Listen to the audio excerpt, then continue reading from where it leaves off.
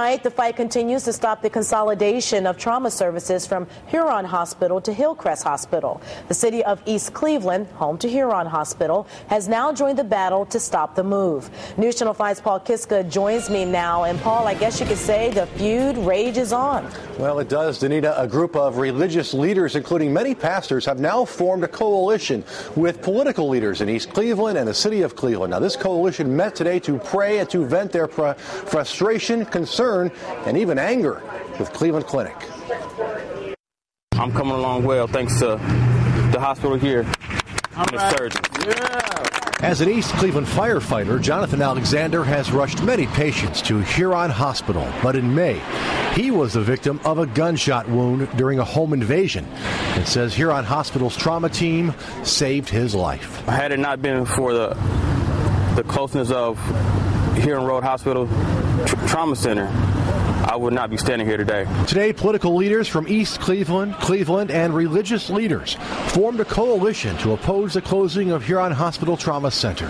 East Cleveland Mayor Gary Norton said moving the trauma center to Hillcrest and Mayfield Heights will add 16 minutes on average to trauma victims being transported. We know that not only will life be lost, but it will be a major burden for cities like Cleveland, East Cleveland, Shaker Heights, Cleveland Heights, South Euclid, everyone in this region as far away as Ashtabula who utilizes Huron Trauma Center. People on the northeast side of the city and the entering suburbs will die in trauma situations. The coalition plans to hold meetings, pickets, and protests in hopes that Cleveland Clinic will change its mind. We're all proud of Cleveland Clinic.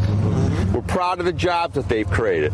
But here's an institution that brags about taking care of kings, sheiks, and international potentates. But when it comes to the east side of the city of Cleveland and East Cleveland and the entering suburbs, it's disinvestment. Now, in a statement, Cleveland Clinic reiterated it is investing in East Cleveland by building a $25 million health center at Huron, and that the Cleveland area has more trauma centers than 75% of major metropolitan areas, including Pittsburgh and Portland. In the newsroom tonight, Paul Kiska, News Channel 5.